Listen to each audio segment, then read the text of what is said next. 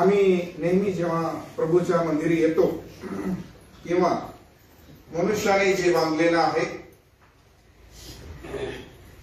या स्थानावर जेव्हा येतो तेव्हा नेहमीच आम्ही देवाच्या वचनाचं मनाने चिंतन करत असतो. परंतु आज आम्हाला विचार करावा लागेल काही अशा गोष्टींचा, कारण काही गोष्टी आहे जे निघून चालल्या आहेत. तसंच एक वर्ष आमच्या जीवनातून गेलं आहे. आता ते 2025 वर्ष आमच्या आयुष्यामध्ये ते पुन्हा जोडलं जाणार नाही आहे. आम्ही जगलो 2025 वर्ष आम्ही जगून घेतलेलं आहे आणि जगताना आम्ही अनेक चढ उतार केले असतील, भांडलो असतील, कोणाला आनंदित देखील केला असेल, कोणाला दुःखी देखील केला असेल, कोणाचा समाचार घेतला असेल, कोणाचा समाचार घेतला नसेल, काही असेल ते झालेलं आहे. आणि त्याच गोष्टीची पुनरावृत्ती याही वर्षामध्ये होऊ शकते. ज्या गोष्टी प्रभूला आवडल्या नाही आमच्या 2025 वर्षामध्ये ते याही वर्षामध्ये घडू शकतात. आणि म्हणून काही गोष्टी समजून घेणं गरजेचं आहे, कारण जर ते आम्ही समजून घेतल्या नाही तर जीवन जगण्याची प्रेरणा अनेक वेळेला मिळत नाही. मनुष्य जगू शकतो, त्याच्या मनाला जसं पटेल तसं तो जगू शकतो, परंतु प्रभूला जसं आवडेल तसं तो जगू शकत नाही.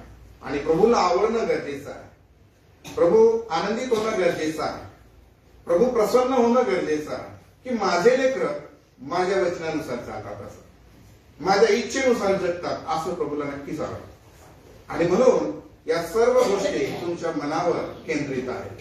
तुम्ही आज काय निर्णय घेणार आहे, तुम्ही काय विचार करणार आहे यावर अवलंबून आहे हे नवीन वर्ष तुम्ही कसं ठरवणार आहे, कसं तुम्ही जगणार आहे. असं तुम्ही अनेक प्लॅन करणार, परंतु सर्वच प्लॅन या 2026 वर्षामध्ये सक्सेस होतील असं नसणार. काही गोष्टी सक्सेस देवाच्या कृपेने होतात, सर्वच गोष्टी आमच्याच विचाराने होतात असं होत नाही प्रियांनो. काही गोष्टी देवाची कृपा हवी असते, आम्हाला देवाचं सहाय्य हवं असतं, आम्हाला आरोग्य हवं असतं. आणि काही गोष्टीची प्राप्ती केवळ परमेश्वरच त्याचा विश्वास तो करून देत असतो. आणि आमचा विश्वास आहे की प्रभू ते करेल, या 2026 वर्षामध्ये प्रभू ते करेल, परंतु ते मिळवण्यासाठी आम्हाला आमच्या मनाची तयारी करायची आहे. आणि म्हणून आम्हाला बघायचं आहे की तुमच्या आमच्या मनात काय आहे, आम्हाला बघायचं आहे की आमच्या मनामध्ये काय आहे, आज आम्ही काय विचार करतो आहे. आणि म्हणून विचार खूप महत्वाचे आहे, आमच्या मनात काय आहे हे बघणं खूप महत्वाचं आहे. त्यासाठी एक शास्त्र भाग आहे जो तुम्ही उघडायचा.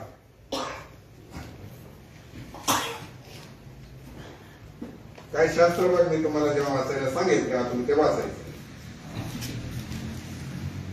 पहिले राज्य 12 वचन 26 तर 28 पर्यंत,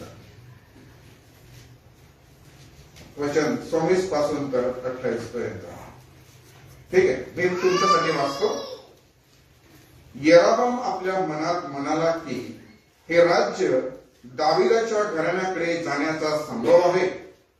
लोक यरूशलेमात यज्ञ करायला गेले तर त्यांचा स्वामी यहुदाचा राजा रहोबाम याच्याकडे त्यांचे मन वळेल व ते मला जिवे मारून यहुदाचा राजा रहोबाम याचे पुन्हा होतील. राजाने आपल्या बरोबरच्या लोकांचा सल्ला घेऊन 2 सोन्याची वासरे केली आणि लोकांना म्हटले, आजवर तुमचे यरूशलेमेत जाणे झाले तेवढे पुरे. हे इस्रायला, ज्या देवांनी तुला मिस्र देशातून आणले तेच हे पहा. आता या ठिकाणी यरोबाम विषयी लिहिलेला आहे. तो एक राजा आहे, परंतु त्याच्या मनात आलेला एक विचार त्याच्या जीवनात किती प्रभाव टाकू शकतो, त्याच्या सत्तेवर किती प्रभाव टाकू शकतो, त्याच्या कुटुंबावर किती प्रभाव टाकू शकतो, त्याच्या व्यक्तिमत्वावर किती प्रभाव टाकू शकतो, त्याचं काय होईल, या सगळ्या गोष्टी या ठिकाणी थोडक्यात आम्ही बघणार आहोत. आणि आज परमेश्वर जे आमच्या विषयी विचार करतो त्या देखील या वचनांमधून, यरोबामच्या जीवनामधून आम्ही समजून घेण्याचा प्रयत्न करणार आहोत. आणि म्हणून देवाच्या वचनाकडे जात असताना ही एक गोष्ट जी आहे तुम्ही आम्ही लक्षात ठेवायची आहे की देवाच्या आज्ञेकडे दुर्लक्ष करणे आणि आणि आपल्याच मनाच्या इच्छेनुसार वागणे नेहमीच मानवाला नाशाकडे घेऊन जाणारे आहे. म्हणून समंजस्व, कारण तुमचा एक चुकीचा निर्णय तुमचा नाश ओढून घेईल, का तुमच्यावर संकट आणू शकतं. आणि यासाठी निवड तुमच्या हाती आहे. वचन तुमच्याकडे येईल, वचन तुम्हाला मिळेल, तुमच्या घरामध्ये पवित्र शास्त्र राहील, परंतु पवित्र शास्त्र जे घरात आहे ते तुम्हाला नाही वाचवणार. ते कसे वाचवेल?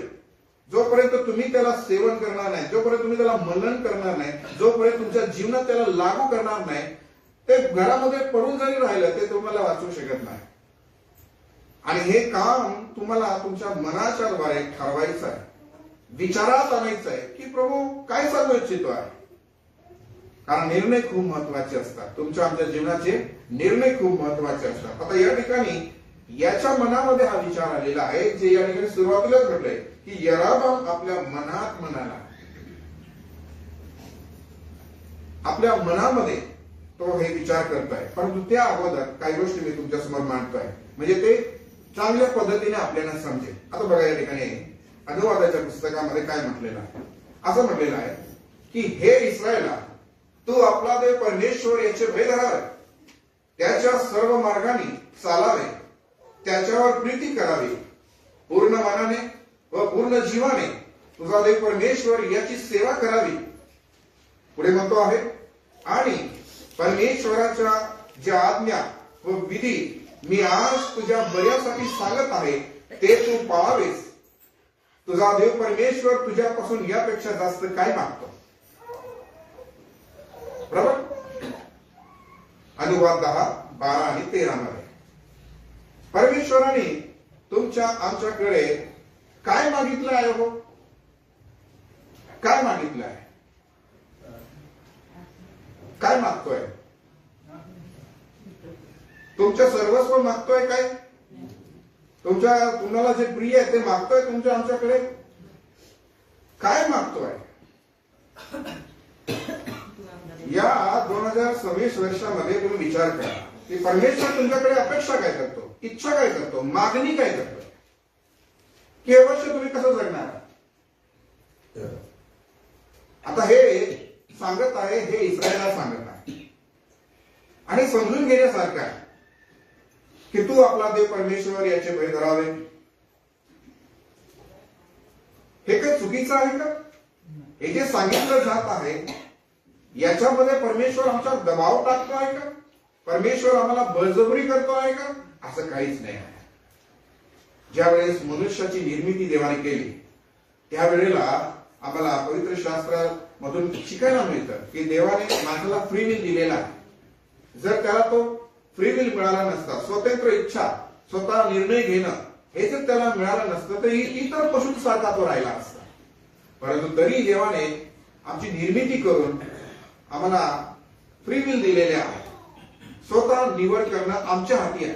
तुम्ही निवडा व न निवडा, नाही का? तुम्ही देवाजवळ या पण नका येऊ. परंतु देव अपेक्षा करतो की तुम्ही त्यानुसार तुमच्या मनाने, स्वतःच्या मनाने तुम्ही त्याला ती स्थान द्यावं. तो देव आहे म्हणून तो आम्हाला तसं वागवून घेत नाही. अरे तुम्ही देव आहे तर तुम्ही असंच करा असं तो सांगत नाही. तो तुमच्या स्वतःच्या मनाने तुम्ही ठरवावं की हा माझा परमेश्वर आहे आणि याच्या मागे मला जायचं आहे आणि याच्यावर मला भरोसा करायचा आहे, याच्या प्रत्येक वचन मला पाहिजे, हे आम्ही ठरवायचं आहे. फ्री आम्ही असं वापरायचं आहे. त्या संधीचा आम्हाला असा उपयोग करून घ्यायचा आहे, त्या वेळेचा आम्हाला असा उपयोग करून घ्यायचा आहे. आणि म्हणून ही गोष्ट लक्षात ठेवणं गरजेचं आहे. जे या ठिकाणी सांगितलंय की तू आपला देव परमेश्वर याचे भय धरावे, त्याच्या सर्व मार्गाने चालावे, त्याच्यावर प्रीती करावी आणि पूर्ण मनाने, पूर्ण जीवनाने तुझा देव परमेश्वर याची सेवा करावी. भय धरणं, ठीक आहे, आणि त्याच्या सर्व मार्गाने चालणं. एक पॅटर्न आहे. एक विश्वासणारा यानुसार चांगल्या पद्धतीने जगू शकतो. त्याच्या मार्गाने बघा पॅटर्न समजणं. कधी कधी वचनाची रचना जी आहे अतिशय सुंदर पवित्र शास्त्रामध्ये केलेली असते, पण ती रचना आम्ही समजून घेत नाही. सुरुवातीलाच त्याने म्हटलं की परमेश्वराचे भय धरावे. तुम्ही जर म्हणाल की मला प्रभूच्या मार्गाने चालायचे पण भय नाहीये, भय नाहीये, पण तुम्ही इच्छा करणार की मला प्रभूच्या मार्गाने चालायचं आहे, या 2026 वर्षामध्ये मी चालणार आहे असं तुम्ही ठरवाल कदाचित. पण तुम्ही पहिलं पोषण सोडून दिला, वचनाचा पहिला भाग सोडून दिला की परमेश्वराचं भय धरणं आहे तुला. म्हणजे पहिली गोष्ट ही जर तुम्ही केली तर दुसरी गोष्ट तुमच्या जीवनात ऑटोमॅटिक घडेल. तुम्हाला सांगावं लागणार नाही की तुम्ही परमेश्वराच्या मार्गावर चाला, कारण भय धरणारा जो आहे, प्रभूला भिवून वागणारा जो आहे, तो परमेश्वराच्या मार्गावर चालतो. आणि असं नाही, सर्व मार्गाने तुम्ही चालायला पाहिजे. त्याच्यानंतर पुढची गोष्ट सांगतोय की त्याच्यावर प्रीती करावी. त्याच्यावर प्रेम कसं करायचं हे आम्हाला शिकावं लागेल, समजावं लागेल. एखाद्या व्यक्तीवर जेव्हा आम्ही प्रेम करतो, त्या व्यक्तीला प्रसन्न करण्यासाठी, आनंदित ठेवण्यासाठी आपलं सर्वस्व खर्चण्याचा प्रयत्न करतो आपण. उत्तम ते देण्याचा प्रयत्न करतो, उत्तम आणि चांगली वस्तू त्याला देण्याचा प्रयत्न करतो. एवढंच नाही, त्या व्यक्तीला काय आवडतं त्याची आवड आणि निवड आपल्याला माहिती असणं गरजेचं असतं. त्या व्यक्तीला आवडत नाही ती वस्तू जर तुम्ही देऊन दिली, ती व्यक्ती कधीच खुश होणार नाही. जर आम्ही त्याच्यावर प्रीती करतो तर आम्ही हे ओळखणं गरजेचं आहे. म्हणून त्याच्यावर प्रीती करणं हे आम्ही समजून घेणं फार महत्वाचं आहे. आणि मग ते कसं होईल, ते पूर्ण मनाने, पूर्ण जीवने तुझा परमेश्वराची काय करायची आहे, सेवा करायची आहे. सेवा करणं हे आपलं मनुष्याचं कर्तव्य आहे. त्याचा निर्मितीचा उद्देश तोच होता की त्याने काय करावं, त्याची सेवा करावी. मनुष्याने देवाची सेवा निवडावी. आणि ही सेवा करणं प्रत्येक वेगवेगळ्या मार्गाने केली जाते. एकच मार्ग नाही की प्रचार करणं ही सेवा आहे असं. तुम्ही कोणत्याही माध्यमाने तुमची सेवा करू शकता. लोक फक्त चर्चमध्ये आपण म्हणतो ना, नुसतं झाडू जरी मारला ती पण एक सेवा आहे. एखाद्याला मदत केली ती पण एक सेवा आहे. पण जे कराल ते प्रभूच्या नावासाठी, प्रभूच्या नावामध्ये करायचं आहे. आणि म्हणून तो शिकवतो की परमेश्वराच्या ज्या आज्ञा व विधी मी आज तुझ्या बऱ्यासाठी सांगत आहे, तुझ्या बऱ्यासाठी, तुझ्या चांगल्यासाठी सांगत आहे, ते तू पाळावेस. आणि म्हणून आठवण करून देतोय की तुझा देव परमेश्वर तुझ्यापासून यापेक्षा जास्त काय मागतो. आणि म्हणून मिका संदेशला म्हणतो 6 आणि 8 मध्ये की हे मनुष्य, बरे काय ते त्याने तुला दाखवले आहे, तुझ्या समोर ते प्रकट केलेले आहे, लिखित स्वरूपामध्ये तुझ्याकडे ते आहे. बरं काय आहे हे पाहून घे, ते समजून घे. बरं काय आहे ते त्याने तुला दाखवून दिलं आहे. अज्ञानी ठेवलेलं नाहीये, तुझ्या समोर सर्व आहे. ती निवड करणं आपल्या मनावर अवलंबून आहे. जसं आपल्याकडे वचन आहे, उदाहरण म्हणून सांगतो. पण तुमचं मन जोपर्यंत सांगत नाही की याच्यातून मला देवाचं वचन ग्रहण करायचं आहे, आत्मसात करायचंय, जीवनामध्ये लागू करायचंय, तोपर्यंत हे फक्त पवित्र शास्त्र आहे, हे तुमच्या जीवनात काम नाही करणार. तुमच्या मनाने जर सांगितलं की याच्यातून मला या गोष्टी समजून घ्यायच्या, तर महत्वाचं आहे. मला प्रभूच्या मार्गावर चालायचंय, मला बरं काय आहे, चांगलं काय आहे ते त्यांनी दाखवलंय, तर ते मला समजून घ्यावं लागेल. आणि मग 3 गोष्टी त्याने या ठिकाणी सांगितल्या मिका संदेशकाने की नीतीने वागणे, आवडीने दया करणे व आपल्या देवा समागमे राहून नम्रपणे चालणे. याच्या वाचून परमेश्वर देव तुझ्याजवळ काय मागतो, काय मागतो, तुझ्याकडे परमेश्वर काय मागतो, खूप महत्वाचा विषय आणि प्रश्न आहे. आम्ही वर्षभर मागणार आहे. मी तुम्हाला सांगतो 2026 वर्षामध्ये तुम्ही किती मागण्या करणार आहे हे देवाला माहिती आहे. तुमच्या मागण्या कमी होणार नाहीये. तुम्ही कधी विचार केला का की या 25 वर्षामध्ये तुम्ही किती मागण्या केल्या त्या? तो काय मागतो कधी हे पण बघायचं. तुम्ही फक्त तुमचं दुःख घेऊन जा, चांगली गोष्ट आहे, ते वाईट नाही आहे. तुमचं दुःख, तुमचं सुख, तुमचा आनंद, तुमचं आरोग्य, सगळ्या गोष्टीची मागणी तुम्ही त्याच्याकडे करता. पण तो परमेश्वर काय मागतोय हे पण पाहायला शिका प्रिय. आपल्याच मागण्या नुसत्या आम्ही पुढे मांडायचं काम करायचं नाही. त्याचं मागणं साधं आणि सोपं आहे. तो इथे दबाव देत नाही, इथे प्रेशर देत नाही. हे चॉईस तुमच्या हाती आहे की आम्ही काय करायचं आणि काय करायचंय असं. आता ज्याच्याविषयी आम्ही बघितलं त्याच्याविषयी हे आहे. आणि म्हणून आम्ही बघायचंय की यरमान याच्याकडून आम्हाला काय शिकायला मिळणार आहे. त्याने एक चुकीचा निर्णय घेतलेला या ठिकाणी आम्हाला बघायला मिळतो. बघूया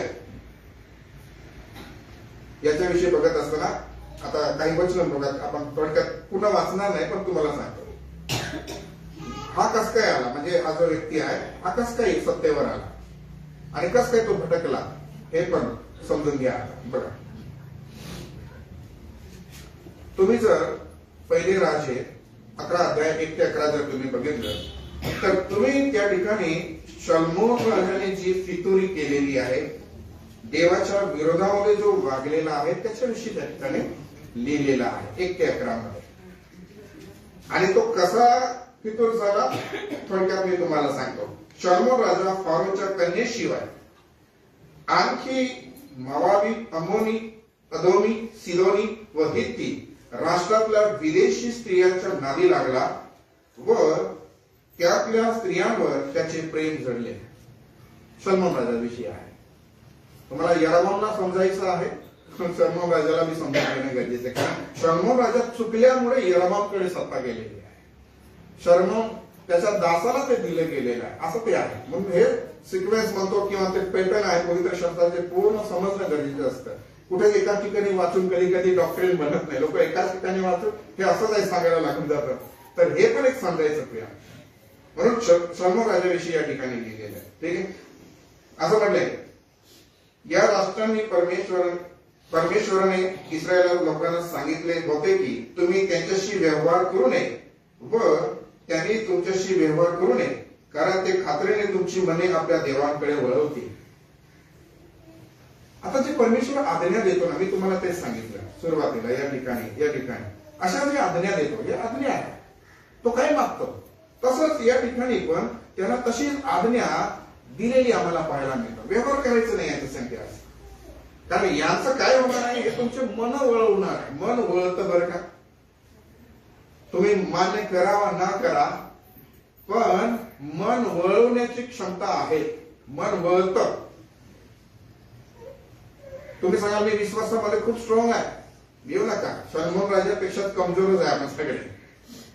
आहे का शलोमोन राजापेक्षा कोणी इथे पुढे एकदम विद्वान बसलेला?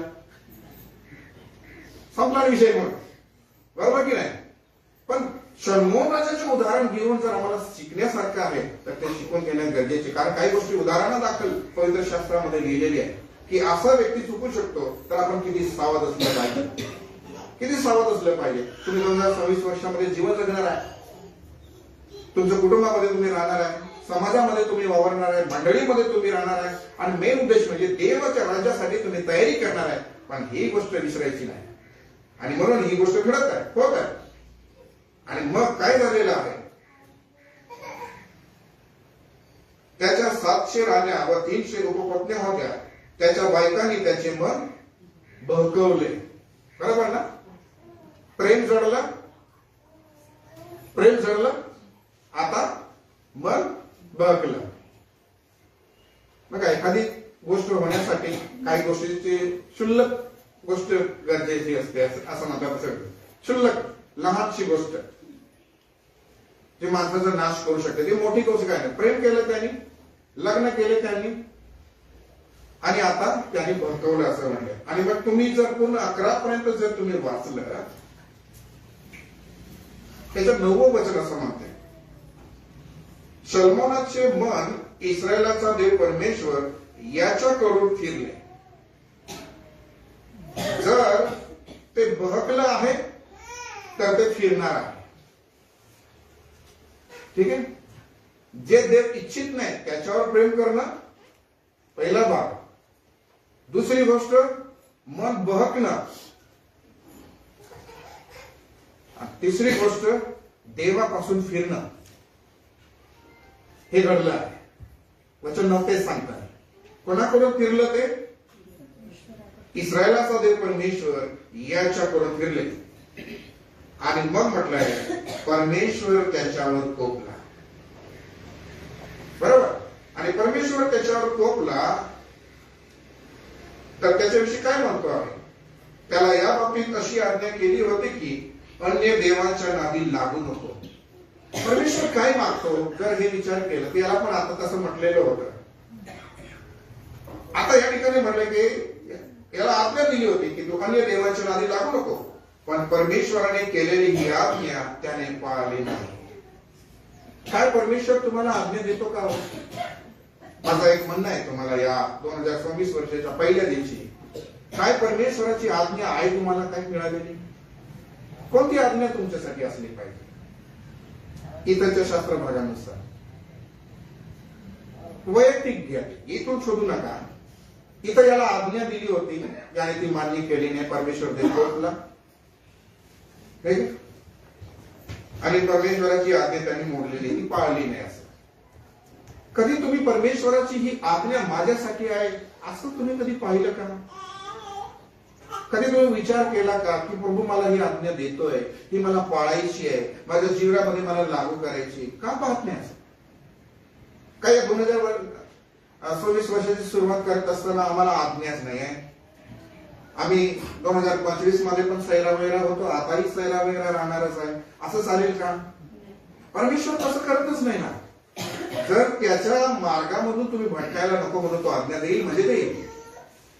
जर तुम्ही नीतीच्या मार्गाने चालायचंय, परमेश्वराच्या मार्गाने चालायचं आहे, तर त्याच्याकडे आज्ञा आहे. तुम्हाला सार्वकालिक जीवनामध्ये जायचं आहे तर तुम्हाला आज्ञा आहे. तुम्हाला पवित्र जीवन जगायचं आहे तर तुम्हाला आज्ञा आहे. या जगात तुम्ही देवाची मंडळी म्हणजे जिला सत्याचं स्तंभ म्हटलं आहे, याची ओळख तुमची आहे तर तुम्हाला आज्ञा आहे. तुम्ही विश्वासणारे म्हणून जगामध्ये आहे तर तुम्हाला आज्ञा आहे.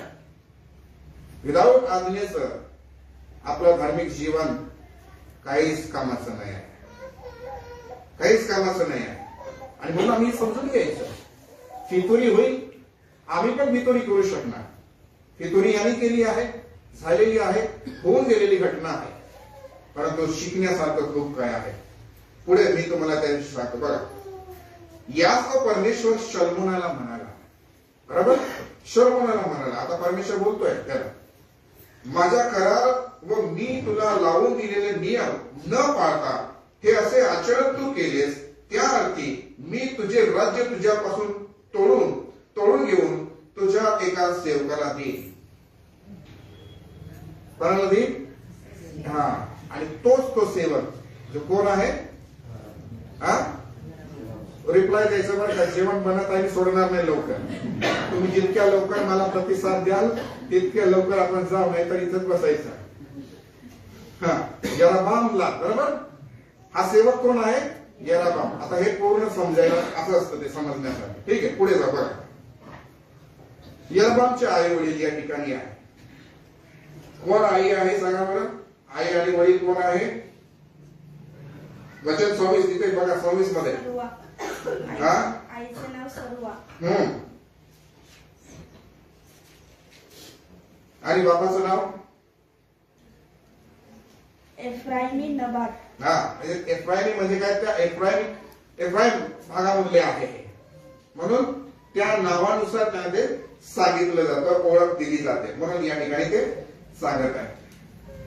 आणि त्या एफ्राईम मध्ये सरेदा नावाचं काय आहे? गाव आहे. आपण धरून झालं एक नाही, ही ओळख आहे त्याची, त्याच्या आई वडिलांची. पुढे जाऊया, त्याची ओळख बघा आता 28 मध्ये. त्यावेळी यराबाम हा मोठा शूरवीर होता. कसा होता?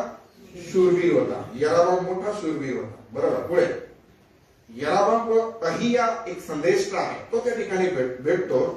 29 ते 33, 35 आणि 37 ते 39 मध्ये तुम्हाला तो पाहायला मिळेल. ठीक आहे, तो काय भेटतो आम्ही थोडक्यात तुम्हाला सांगतो. 29 पासून. त्या काळात यराबाम येरुशलेम सोडून बाहेर चालला असता त्याला वाटेत शिलोचा अहिया नामक संदेष्टा भेटला. त्याने नवे वस्त्र धारण केले होते व त्यावेळी त्या मैदानात ते दोघेच होते. अहियाने आपल्या अंगावरचे नवे वस्त्र काढून त्याचे 12 तुकडे केले. तो यराबामला म्हणाला, यातले 10 तुकडे तू घे, कारण इस्रायलाचा देव परमेश्वर याचे असे म्हणणे आहे की मी शल्मोनाच्या हातून राज्य तोडून घेऊन तुला 10 वर्ष तुझ्या हाती देईल. बरोबर? संदेश आहे, बोलतो आहे. आता हे झाल्यावर त्याने संदेश त्याने सांगितलेलं.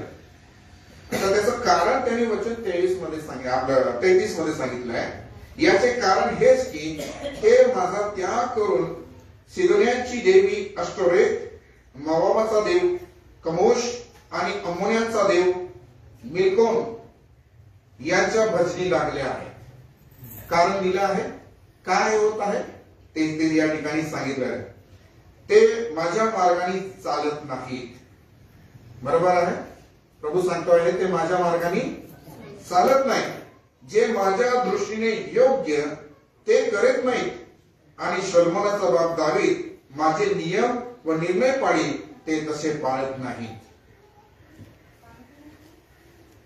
आणि म्हणून ज्यावेळेस परमेश्वर इच्छा करतो, अपेक्षा करतो, तर त्याच्या इच्छांना धरूनच तो बोलतो. जेव्हा आम्ही त्याचं ऐकत नाही, त्याच्या वचनाकडे दुर्लक्ष करतो, तेव्हा आता ते वारंवार तो कोणाच्या थ्रू त्यांना सांगतोय. आता त्यांनी काय चूक केली, काय चूक पण सांगत आहे आणि म्हणत आहे माझ्या मार्गाने चालत नाही, माझ्या दृष्टीने योग्य ते करीत नाही आहे. हे वारंवार तो त्यांना आठवण करून देत आहे, सांगून देत आहे. आणि म्हणून 35 मध्ये पण म्हटलंय, पण त्याच्या पुत्राच्या हातून राज्य घेऊन तुला देईन, 10 वर्षातील राज्य तुला देईन असं तो सांगत आहे. म्हणजे कोणाला? यरोबामला ते देईन असं तो म्हणत आहे. आता थोडक्यात पुढे बघूया काय म्हणतात. बरं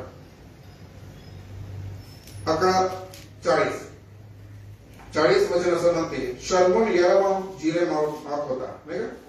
शल्मोन जो आहे तो यरोबामला जिवे मारून पाहत आहे. आता का मारून पाहत आहे सांगा बरं.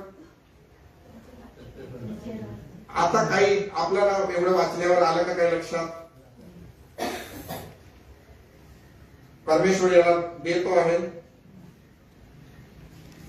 तर एक मनामध्ये द्वेष, राग, मत्सर निर्माणच होते. आता कदाचित तो त्याला त्यानुसार मारण्याचा प्रयत्न करत आहे, पण ते काही सक्सेस होत नाही. कारण परमेश्वराच्या योजनेमध्ये जे असतं ना, त्याला किती विरोध, त्याला मारण्याचा प्रयत्न केला जाईल, सगळं काही करण्याचा प्रयत्न जाईल, परंतु ते अशक्य असतं, ते होत नाही.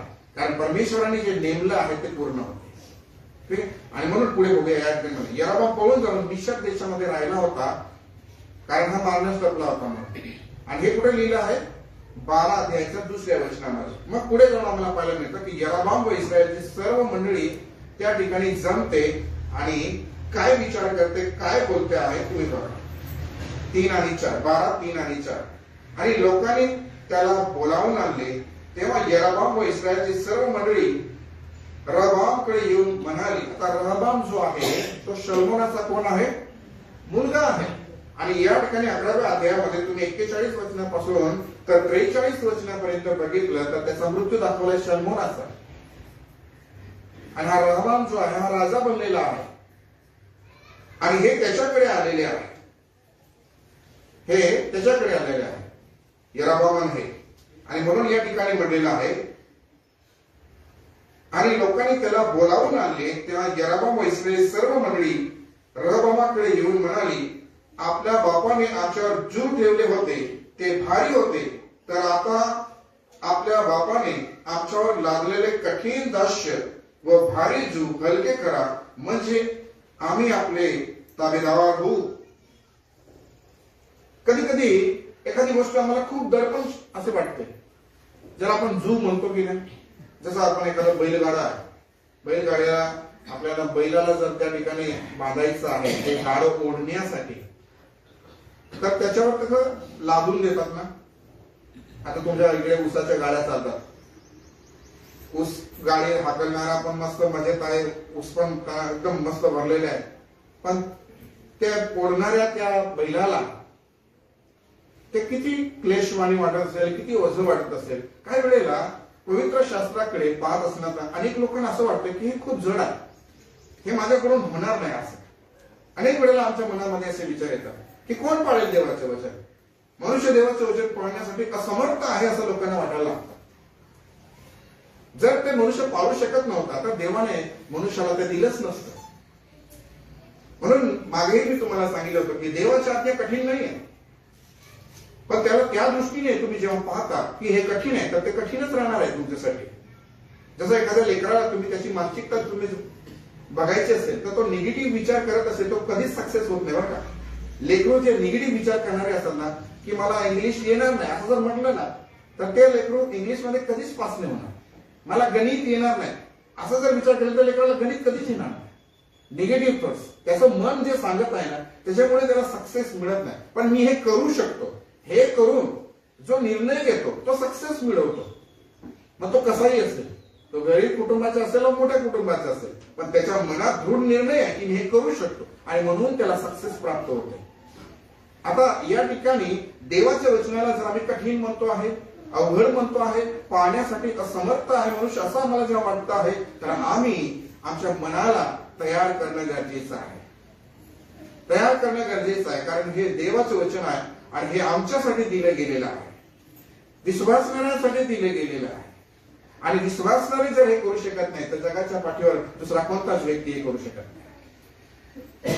पवित्र शास्त्राचं पालन जर विश्वासणारे करू शकत नाही तर जगाच्या पाठीवर असा कोणी नाही आहे की तो देवाचे वचन पाळेल.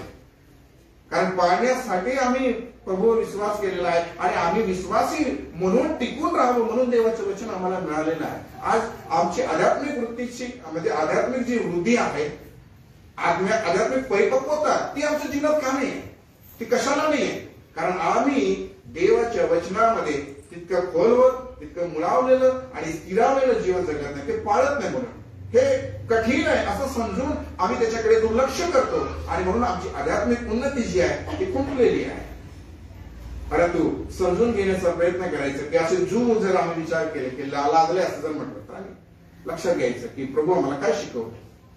तर या ठिकाणची ही घटना जी या ठिकाणी सांगितलं जात आहे. आता याच काही गोष्टी त्यांनी सांगितल्या वचन 8 आणि 15 मध्ये बघा. 8 वचन काय म्हणते, हा वृद्ध माणसाने दिलेला सल्ला राहबामने टाकून त्याच्याबरोबर लहानाचे मोठे झालेले जे तरुण त्याच्या पदरी होते त्यांचा सल्ला घेतला. आता या ठिकाणी घटना आहे, एक वृद्ध व्यक्ती आहे, त्यांनी पण त्यांना सल्ला दिलेला आहे आणि या राहबामने एक दुसरा सल्ला पण घेतलेला आहे, त्याच्यामध्ये राहणारे तरुण होते त्यांच्याकडून. पण आपला विषय थोडा लांबेल म्हणून मी हे काय तुम्हाला जास्त सांगत नाही, तुम्ही हे वाचून घ्यायचं. ठीक आहे, हे वाचून घ्यायचं. वचन 15 असं म्हणते, या प्रकारे राजाने लोकांचे ऐकले नाही. याचे कारण हेच की जे वचन परमेश्वराने शिलोकर अहिया याच्याद्वारे नवाडाचा पुत्र यरोबाम याला दिले होते ते पूर्ण व्हावे अशी परमेश्वराची योजना होती. परमेश्वर योजना कशी पूर्ण करतो ते या एवढ्याच वचनांमध्ये या ठिकाणी आम्हाला पाहायला मिळतं. बघा पुढे काय होते. यरोबाम राजा होतो वचन 20 मध्ये, आणि मग यरोबाम इस्रायलास पापात पाडतो असं आम्हाला 12व्या अध्यायाच्या 25 पासून 33 पर्यंत आम्ही बघतो. पापामध्ये पाडतो. आणि जे सुरुवातीला आपण मन्नाच्या शास्त्रावरून वाचलं ते त्या ठिकाणी आहे वचन 26 की यरोबाम आपल्या मनात म्हणा लागली आणि मग पापात पाडलं. त्याने काय केलं, लोकांना मूर्तीपूजेकडे वळवलं आपल्या एका निर्णयाच्या द्वारे, आपल्या एका विचाराच्या द्वारे. आणि त्याला भय होतं की हे जे लोक आहेत जे देवाने मला दिलेले आहेत हे कदाचित तिकडे जाऊन त्या रहाबामकडे जातील. तिकडे न जाता आता मी काय करतो, यांना इथंच ठेवतो आणि हेच ते देव आहे ज्याने तुम्हाला गुलामगिरीतून मीतून काढलेलं आहे, याचं भजनी तुम्ही लागा. असं करून त्यांना पापामध्ये पाडलं. आणि मग आम्ही पाहतो की एक देवाचा माणूस आणि त्या ठिकाणी यरोबाम मध्ये गोष्टी होतात, बोललं होतं. आणि काय म्हटलेलं आहे 13व्या अध्यायाच्या पहिल्या वचनापासून 10 पर्यंत म्हटलेलं आहे. नंतर पहा असं लिहिलेलं आहे, परमेश्वराच्या आज्ञेवरून देवाचा माणूस यहुदातून बेथेल येथे आला. त्यावेळी यरोबाम हवन करीत वेदीजवळ उभा होता. जे त्यांनी चूक केली त्या चुकीला पुन्हा तो त्या ठिकाणी आता एक प्रकारे खतपाणी घालतोय. जी चूक केलेली आहे तिथे ती भक्ती, ती पूजा तो करतो आहे. आणि मग असं आम्हाला पाहायला मिळतं की या सर्व गोष्टी होत असताना वचन 4 मध्ये आम्ही पाहतो की देवाच्या माणसाने बेथेलातल्या त्या वेदी विरुद्ध जे शब्द उच्चारले ते राजा यरोबाम याने ऐकले. तेव्हा तो आपला हात वेदीवरून काढून पुढे करून म्हणाला, त्याला धरा, त्याला धरा असं म्हटलं. आता प्रभूने त्याला पाठवलं, देवाच्या माणसाला पाठवलं, परंतु त्याला ते पटलं नाही, त्याला ते आवडलं नाही. त्याला सांगितलं की काय होणार आहे, परंतु तसं न होता त्या निरोप तो ऐकून न घेता त्यांनी असं केलं की याला धरा असं सांगितलं. काय झालेलं आहे तेव्हा त्याने जो हात त्याच्याकडे केला होता तो वाळून गेला व तो त्याच्या मागे घेता येईना. वाळून गेला, त्याला तो मागे घेता येईना, कारण तो देवाच्या माणसाकडे हात करून बोलत होता, याला धरा असा. तो हात तसाच राहिला, वाळून गेला असं म्हटलेलं आहे. आणि शेवटी काय होतं या ठिकाणी आम्हाला पाहायला मिळतं की तोच व्यक्तीकडे मग तो विनंती करतो, त्या देवाच्या माणसाकडे तो विनंती करतो की हा माझा हात जो आता वाळून गेला आहे, याला काय कर, तू बरं कर. पाप करतो आहे, इस्रायलाला पण पापामध्ये पाडलेलं आहे. आता देवाचा माणूस बोलला तर त्याला धरा असं म्हणतो आहे. आणि परमेश्वराने तत्क्षणी त्याला त्या ठिकाणी दंड दिला, त्या हाताला त्याने वाळून गेला असं म्हटलं आहे. आणि तेव्हा याला कळलं की आता या व्यक्तीशिवाय कोणी काय करू शकत नाही. त्याने विनंती केली, याला बरं कर. पण त्या देवाच्या माणसाने काय केलं, ते पुन्हा त्याला बरं करून दिलं, पुन्हा त्याला बरं करून दिलेलं आम्हाला पाहायला मिळतं. आणि मग हा विनंती करतो त्याला की तू ये आणि आमच्याकडे जेवायला ये. परंतु त्या देवाच्या माणसाला निरोप होता देवाचा की त्या मार्गाने जातो, तिथून परत येऊ नको आणि तिथे काय खाऊ पिऊ नको असं आम्हाला पुढे त्या ठिकाणी वाचायला मिळतं. परंतु त्या ठिकाणी एक जुना पहिल्याचा एक संदेष्टा आहे, तो खोटा निरोप पाठवून या संदेष्टाला परत घेऊन येतो. आणि तो खोटा संदेश काय असतो त्या ठिकाणी की मला देवाने सांगितलंय की याला घेऊन या परत असं जेवण करायला. असं त्याला माहिती होतं देवाचा संदेश आहे, त्या ठिकाणी तू काय खाऊ नको पिऊ नको. आता हे संदेशाच्या गोष्टी, दोन संदेशांच्या गोष्टी. पण काय झालं, तो परत आला आणि तिथे तो जेवला. परमेश्वराने त्या संदेशाला पण दंड दिला. बघा, आज्ञापालन जे आहे ना याच्यावर लक्ष केंद्रित करा. हे सांगण्याचं कारण मी तुम्हाला हे सांगतोय की प्रभूने तुम्हाला काय आज्ञा दिली, प्रभू तुमच्याकडे काय मागतोय. याबामला काय सांगितलं होतं, शल्मोनाला काय सांगितलं होतं, या संदेशाला काय सांगितलं होतं, हे 3-4 उदाहरणं तुमच्या समोर आहेत. प्रभू नुसतं आज्ञा देतो, हे करू नका असं, तर तुम्ही ते का करता? हे पाळा सांगितलं तर तुम्ही का पाळत नाही, असा विषय आहे हा. आणि हीच घटना आहे जी घडत असताना तो संदेष्टा मरतो पुढे, कारण त्याला सांगितलं गेलं होतं की तिथे जेवू नको असं. पण तो जेवला तर तो संदेष्टा पण मरतो. आता एवढं सगळं शास्त्र बघा, मी तुम्हाला वाचत नाही, पण मी तुम्हाला सांगितलंय की हे 11, 12, 13 हा शास्त्र भाग जो आहे ना, आजच्या या 2026 वर्षाच्या दिवसामध्ये मी अपेक्षा करेन की तुम्ही घरी जाऊन वाचा. जे मला सांगायचंय त्याच्यातलं मी सार काढतोय, तुम्हाला सांगतोय की परमेश्वर इच्छा करतो, एखादी गोष्ट सांगतो तर ती तुम्ही करायला पाहिजे, तुम्ही ती करायला पाहिजे असं म्हणून. आणि म्हणून तुम्हाला पण हे पाहायचंय, लक्षात ठेवायचंय की जर आम्हाला ते परमेश्वर म्हणतो की देवाचं भय धर असं शिकवतोय, तर आम्ही देवाचं भय कसं धरणार, कसं धरायला पाहिजे? तुम्ही सांगा बरं, कसं धरायला पाहिजे? या 2026 वर्षामध्ये तुम्ही देवाचा भय कसं धरणार? उपदेशकाला उत्तर द्या बरं. उपदेशका, तू सांगतोय ना आम्हाला की देवाचं भय धर असं, तर आम्ही या आमच्या 21व्या शतकामध्ये यानुसार आम्ही देवाचं भय धरणार आहे. कसं आम्ही उपदेशकाला पाहणार आहे, कसं उपदेशकाला आम्ही सांगणार की तू तर सांगितलं आहे ना की देवाचं भय धर, तर कसं करणार? मला आवडेल तेव्हा मी करेल, देवाचं भय मला आवडेल तेव्हा मी धरायला पाहिजे का? माझ्या मनाला पडेल तेव्हा मी धरायला पाहिजे का? जर मी विश्वासणारा आहे तर माझं पहिलं कर्तव्य आहे देवाचं भय धरणं आणि त्याचा आज्ञा पाळणं. कारण एवढेच मी नेहमी तुम्हाला सांगतो, जिथे जिथे च येतो ना तिथे दबाव दिलेला आहे. या खेरीत दुसरं काही नाही बरं का, या खेरीत दुसरं काही नाही असा हा शब्द दर्शवतो. च एवढेच, असं एवढंच आहे मनुष्य कर्तव्य. आपलं कर्तव्य काय आहे तर हे देवाचं भय धरायचं, त्याच्या आज्ञा पाळ. म्हणजे कोणाच्या? देवाच्या आज्ञा पाळ.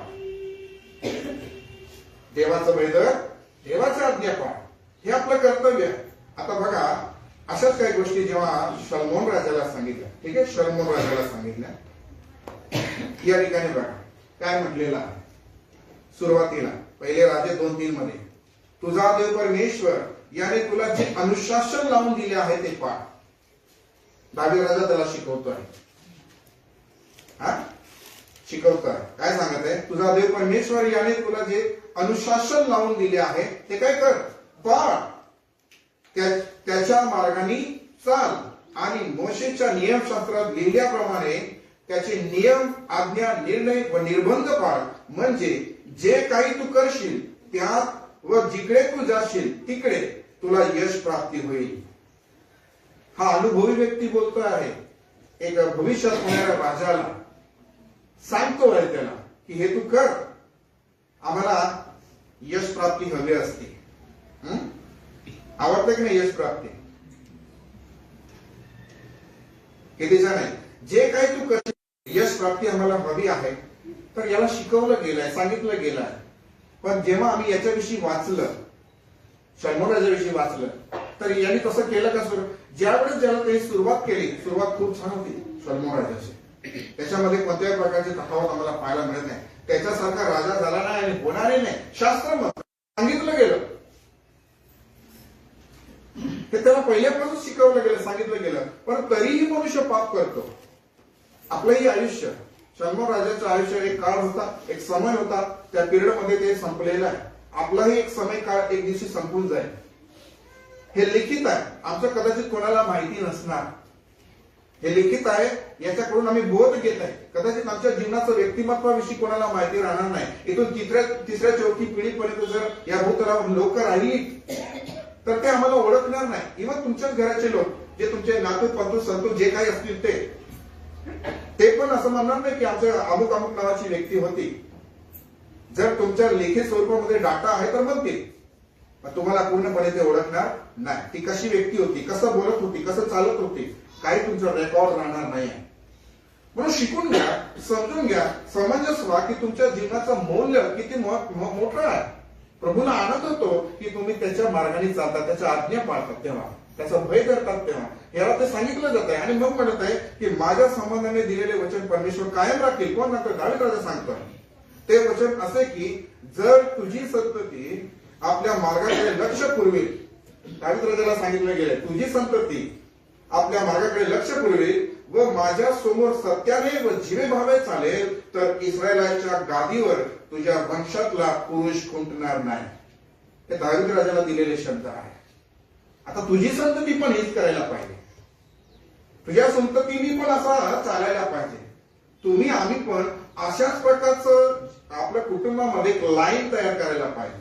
तुम्ही म्हणाल तुम्ही किती चांगले विश्वासणारे, मला ते नाही पाहिजे. तुम्हाला मला पाहिजे की तुमच्या विश्वासाने तुमचे लेकरांची लेकर तसे होतील का? तसे होतील का? तुमचा विश्वास किती दांडगा आहे हे प्रमाणित करा, हे जगा.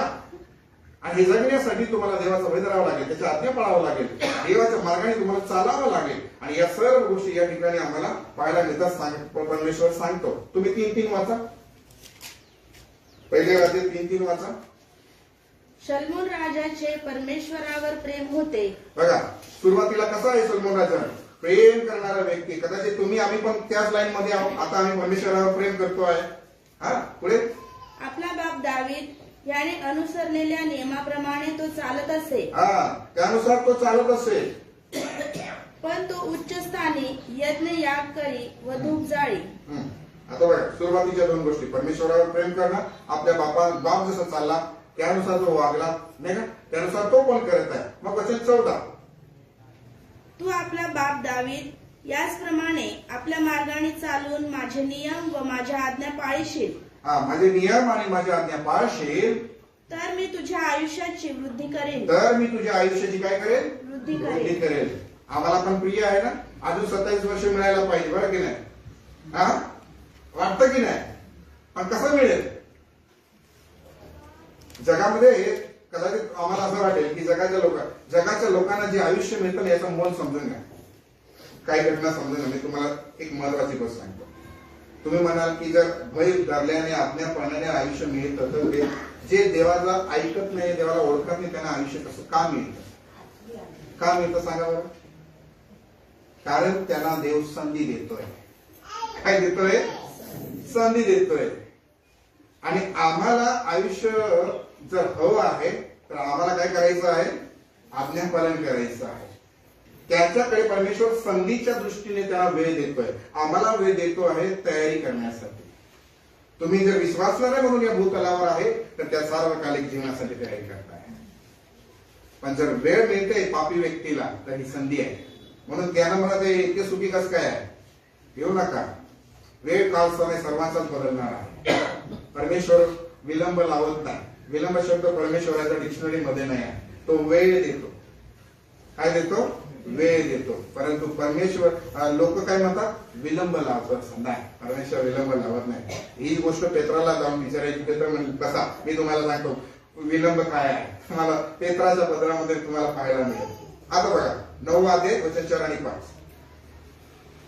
तू आपला बाप दावीद याच्याप्रमाणे खऱ्या मनाने व सरळतेने माझ्या समोर. ठीक आहे, आपला बाप दावीद कसं खऱ्या मनाने आणि सरळतेने माझ्या समक्ष चालशील. कोणाच्या समक्ष चालशील? माझ्या समक्ष चालशील असा परमेश्वर म्हणतोय. माझ्या सर्व आज्ञांप्रमाणे वागशील. माझ्या सर्व आज्ञांप्रमाणे वागशील. आणि माझे नियम व निर्णय पाळशील. आणि निर्णय व नियम पाळशील. तर इस्रायलांवरील तुझे राजासन मी कायमचे स्थापेल. कायमचे स्थापेल. काय मागणी करतोय? काय मागतो परमेश्वर? माझं म्हणणं हाय तुम्हाला आहे की परमेश्वर ते तुमच्याकडे काय मागतोय. शल्मोनाकडे काय मागितलं? शल्मोनाने का चूक केली? यरोबामने का चूक केली? सदेष्टाने का चूक केली? हे जे चुकणारे लोक आहे ना, कदाचित या लोकांकडून शिकावं की तुम्ही नका चुकू. ते आपल्या जीवाला मुकले. काही अशा गोष्टीला ते मुकलेले आहे. बघा तुम्ही म्हणजे तो आपण शास्त्रात वाचलाय. मग तो त्या ठिकाणी पाप करतो आम्हाला पाहायला मिळतं. तुम्ही ते 29 ते 33 बघा. 11 अध्यायचं 29 ते 33. एके समयी यराबाम यरुशलेम सोडून बाहेर चालला असता त्याला वाटेत शिलोचा अहिया नामक संदेष्टा भेटला. त्याने नवे वस्त्र धारण केले होते व त्यावेळी त्या मैदानात ते दोघेच होते. ठीक आहे, आपलं थोडं पूर्ण वेळ रिपीट आहे म्हणून थोडं या ठिकाणी आम्हाला पाहायला मिळतं की यरोबामविषयी सांगितलं जाते. त्यांनी पाप केलं नाही का, शल्मोनाने पाप केलं. आता जी सत्ता जी आहे ती कोणाकडे जात आहे हे त्या ठिकाणी सांगितलं जाते. पुढे जाऊया. बघा परमेश्वर आणि यरोबाम मध्ये काय गोष्टी आहेत या सांगितल्या गेलेल्या आहेत. तू माझा सेवक दावीद याच्याप्रमाणे माझ्या सर्व आज्ञा मानशील, माझ्या मार्गाने चालशील, माझ्या दृष्टीने जे योग्य तेच करशील आणि माझे नियम व माझ्या आज्ञा पाळत जाशील तर मी तुझ्या बरोबर राहीन. आणि जसे मी दाविदाचे घराणे कायम स्थापले तसे तुझेही कायम स्थापेल आणि इस्रायल लोकांना तुझ्या हवाली करील. हे कोणाला सांगितलं? परमेश्वर यरोबामला सांगत आहे. परमेश्वराचा नियम सरळ आहे. आज तुम्ही वचन पाळलं नाही ना, आज तुम्ही वचन पाळलं नाही, आज तुम्ही त्याचे वचन ऐकलं नाही, आज तुम्ही कृती केली नाही, इथून पुढे परमेश्वर कोणालाही हेच सांगणार आहे. परमेश्वराच्या येण्याच्या समयापर्यंत परमेश्वर एवढंच बोलणार आहे. परमेश्वर काही बोलणार नाही जास्त. तुम्हाला त्याच्यावर विश्वास करायचा, विश्वास करावा लागणार आहे. आणि म्हणून या ठिकाणी आम्हाला पाहायला मिळतं की यरोबाम इस्रायलास पापामध्ये पाळतो ते या ठिकाणी लिहिलेलं आहे. आणि म्हणून या ठिकाणी पाहत असताना आम्हाला नवीन करारामध्ये असं सांगितलेलं आहे की देवाचा दास म्हणतो आहे की मी एका पती बरोबर तुमचे वाग्दंत केले आहे अशा हेतू की तुम्हाला शुद्ध कुमारी असे ख्रिस्ताला सादर करावे. करीच्या मंडळीला तो सांगतोय. तो वाग्दंत होणं म्हणजे आपण आपल्या भाषेमध्ये म्हणतो साखरपुडा आहे की नाही. तुम्ही विश्वासणारे म्हणून या भूतलावर जोपर्यंत आहे तोपर्यंत साखरपुडा. कसे आहेत? साखरपुडा झालेले लोक आहेत. अजून लग्न झालेलं नाही आहे. पण लग्न होण्या अगोदर लग्न तोडून पडणारे भरपूर असतात. साखरपुडा होऊन लग्न तुटतं की नाही? आता सादर व्हायचं आहे त्या ठिकाणी तर हे म्हणत तुम्हाला शुद्ध कुमारी असे ख्रिस्ताला सादर करावे. इथं कसं तयारी करायची आहे? शुद्धतेची तयारी करायची, पूर्ण प्रिपेअर व्हायचं आहे. मग हे 26 वर्ष मिळालं आहे. कदाचित 25 वर्षामध्ये आम्ही ती तयारी करू शकलो नसेल. म्हणायचं एवढंच आहे, या 26 वर्षामध्ये अशी तयारी करायची की मी प्रभूच्या समोर उभा राहील तेव्हा प्रभू मला ग्रहण करायला पाहिजे, माझा स्वीकार करायला पाहिजे. आणि तयारी करण्यासाठी पुरेपूर साधनं आमच्याकडे आहेत. साधनं आमच्याकडे आहे तयारी करण्यासाठी, नाही का? तुम्ही सर्वांनी आज नवीन वर्षानिमित्त तयारी केलेली आहे. मी तुम्हाला आवाहन करेल की तुम्ही या गोष्टीसाठी तयारी करा, या गोष्टीसाठी तयारी करा. कारण एक गोष्ट अशी आहे जी न सांगता येते, ती आहे मृत्यू. ही न सांगता येते.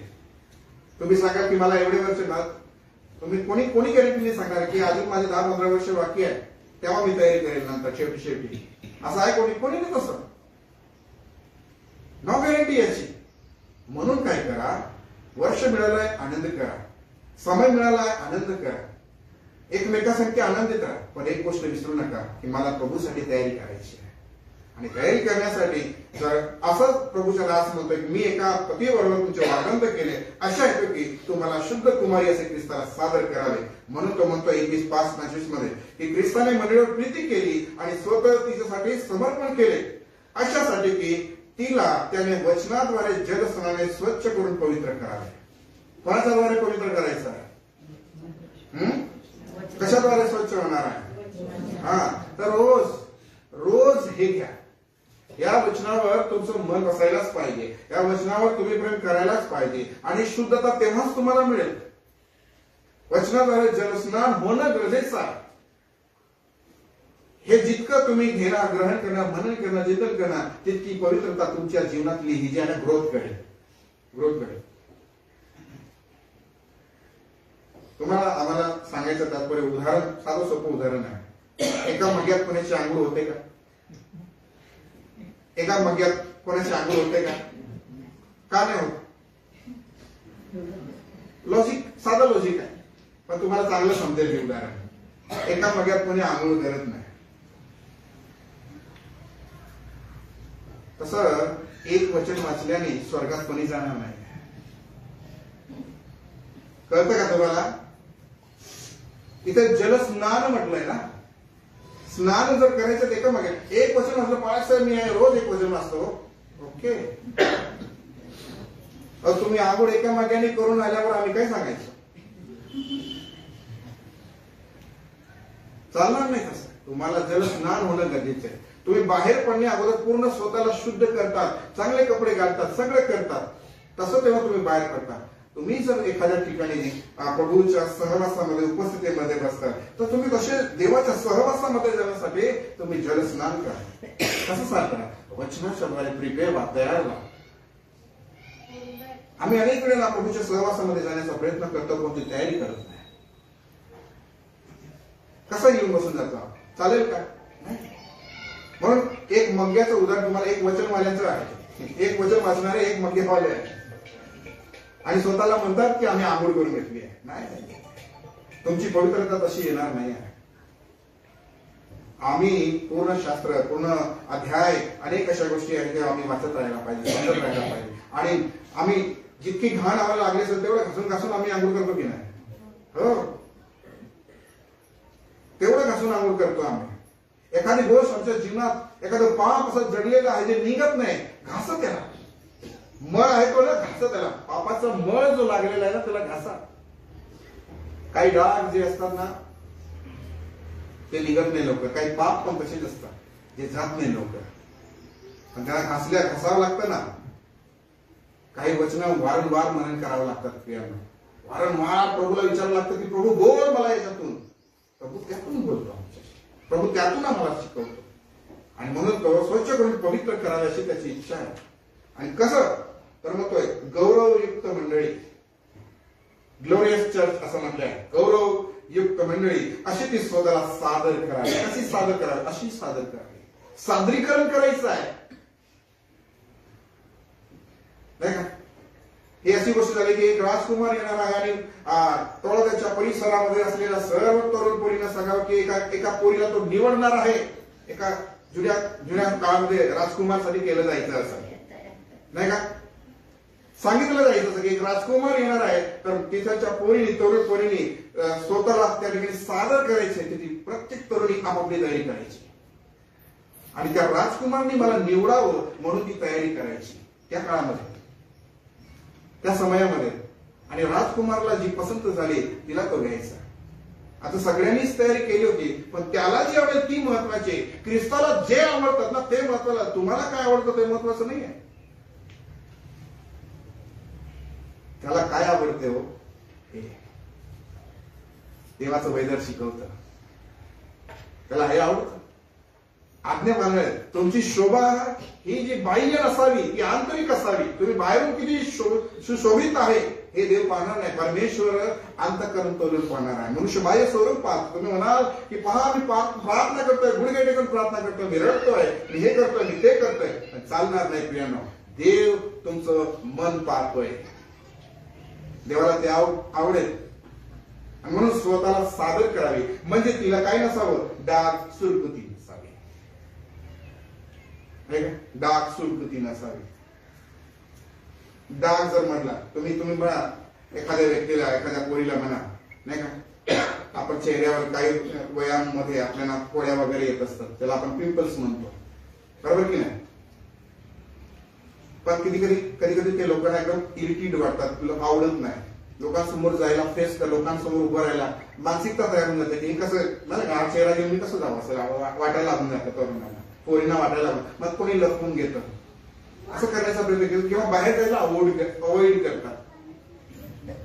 पाप आणि एखादा डाग जे आहे, सुरकुती आहे जे आहे ना, सुरकुती लाईन वगैरे पडून जातात, सगळं चेहरा जो आहे डल होऊन गेलेला आहे, तरुण वाटत नाही, डल होऊन गेलेला आहे, सुरकुत्या पडून गेलेल्या, तसा चेहरा. पण अशासारखे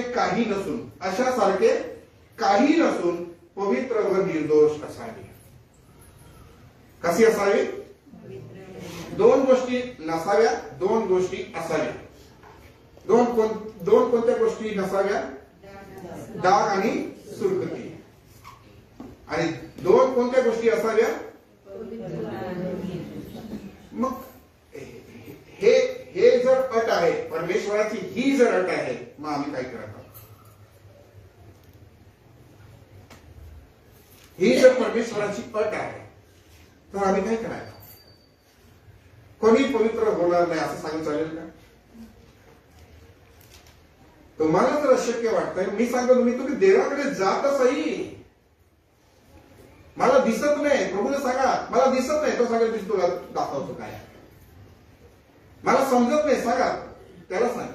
तो म्हणतो मला हाक मार म्हणजे मी तुला उत्तर दे. तुम्ही जातच त्याच्याकडे, कारण त्याला आवडेल आम्ही पवित्र आणि निर्दोष स्वतःला राखणार आहे. आणि म्हणून तुमच्या संबंधी देवाची इच्छा समजून घेण्याचा प्रयत्न करा.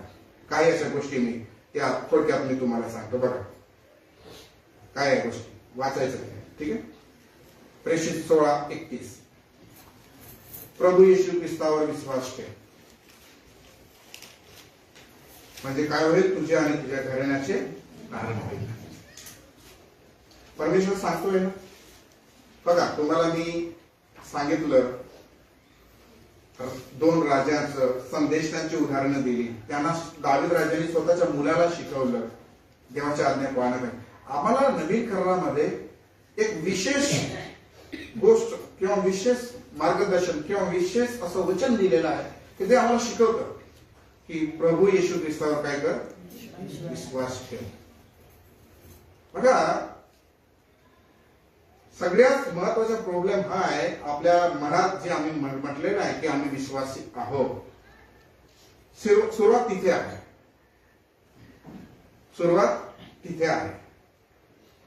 आता या ठिकाणी या व्यक्तीला म्हटलेलं प्रभू येशू ख्रिस्तावर विश्वास ठेव म्हणजे काय? तुझ्या आणि तुझ्या घराण्याचे काय होईल? तारण होईल. विश्वास करणं आणि तारण कोणावर अवलंबून आहे? तुमचा विश्वास, तुमच्या कृतीवर, तुमच्या मनावर. जोपर्यंत त्याला तुम्ही ऍक्सेप्ट करत नाही, स्वीकारत नाही, तोपर्यंत तुमचं तारण होत नाही. पारंगत होणं वेगळी गोष्ट आहे, समजून सांगणं वेगळी गोष्ट आहे. आजच्या ख्रिस्ती कुटुंबांमध्ये आव्हान कोणत्या गोष्टीचं आहे माहितीये? की लेकरांना हे समजतच नाही की आम्ही विश्वासी आहोत. कदाचित आई वडिलांनी तो अनुभव घेतला असेल, पण तो लेकर त्या अनुभवातून नाही आहे, त्या अनुभवातून चालत नाही. आई वडील शिकवतील पण लेकर ऐकत नाही. त्याचं कारण काय असतं? ते या गोष्टीला मानतच नाही किंवा विश्वासच करत नाही. समजबुद्धी त्यांनी ही सांगते, त्यांचे मन हे सांगतं की आपण ख्रिस्ती कुटुंबाचे आहोत म्हणून आपण ख्रिस्ती आहोत.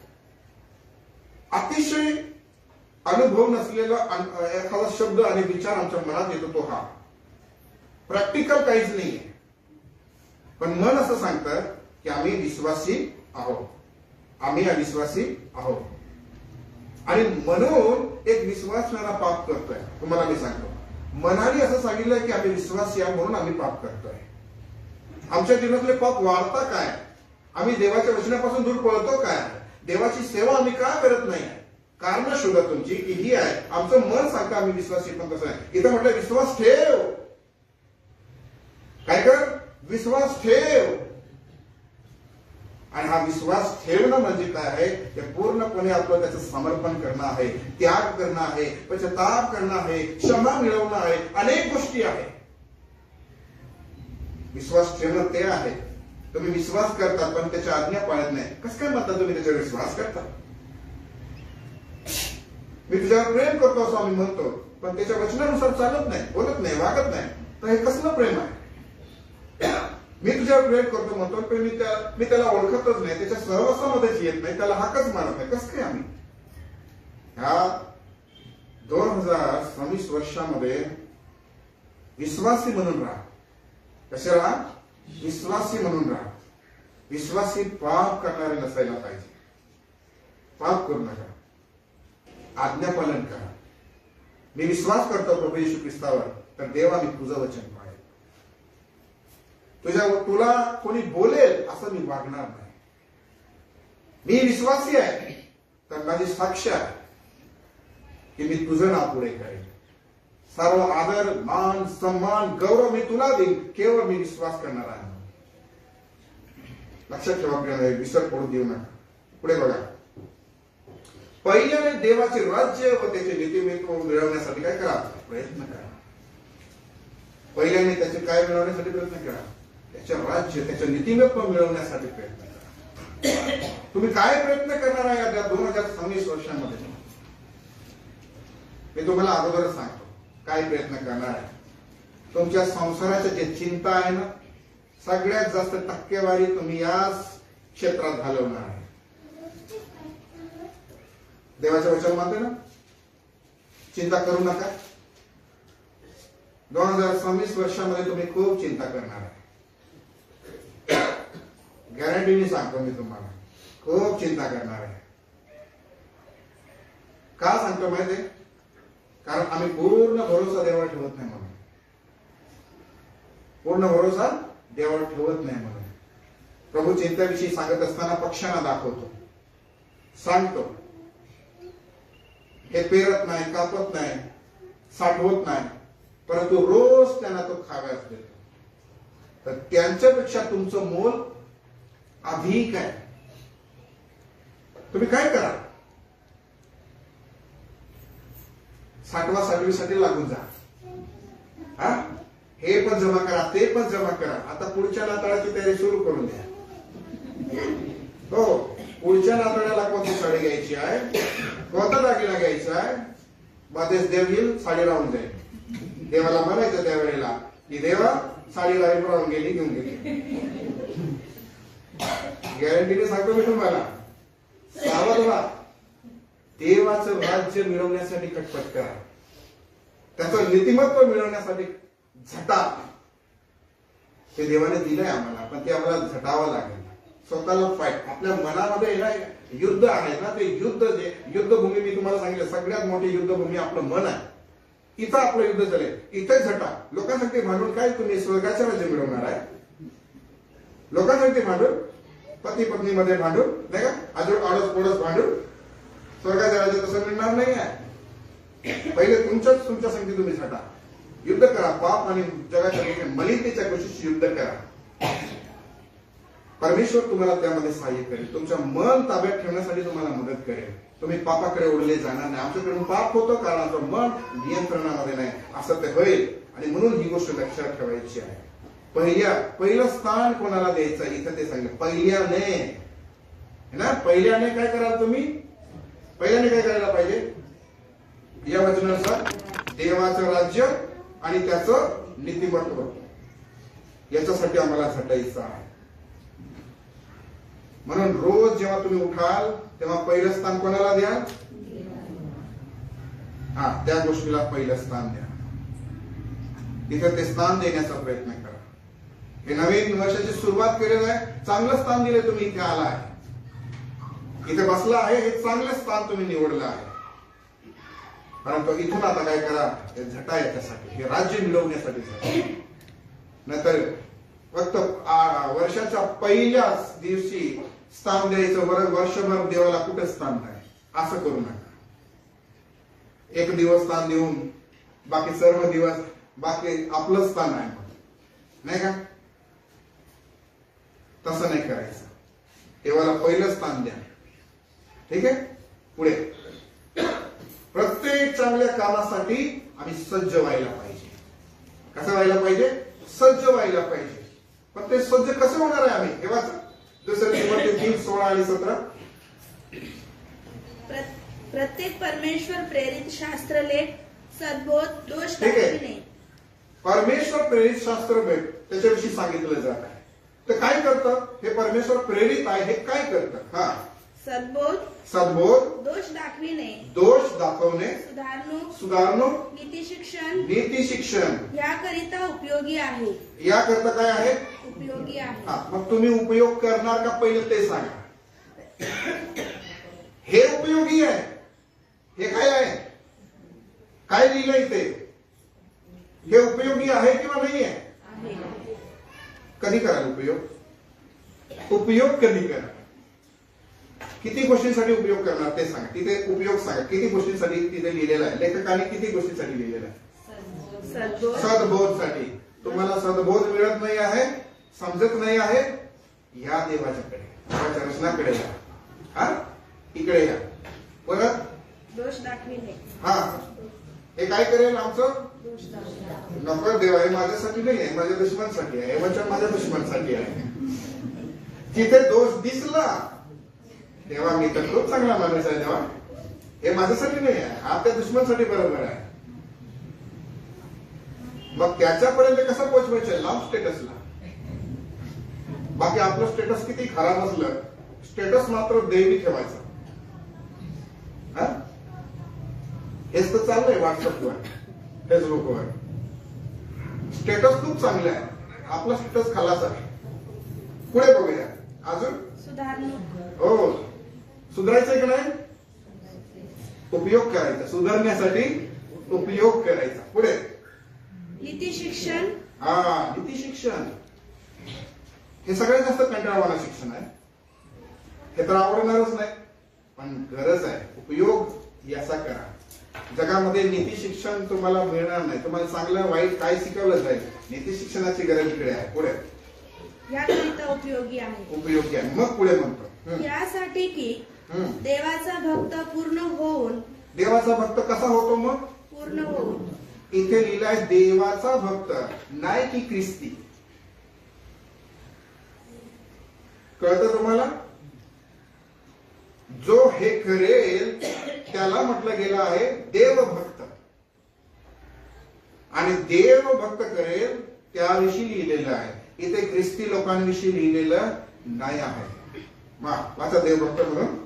प्रत्येक चांगल्या कामासाठी सज्ज व्हावा. प्रत्येक चांगल्या कामासाठी काय व्हावा? सज्ज व्हावा. एखादा पोशाख घातलेला व्यक्ती किंवा युद्धाला जाणारा व्यक्ती कसा सज्ज होतो, तयार होतो. मी आता सज्ज, मी लढाई करू शकतो. तसं आम्ही प्रत्येक चांगल्या कामासाठी सज्ज व्हायला पाहिजे. सज्ज व्हा. या 2026 वर्षामध्ये सज्ज व्हा, तयार व्हा.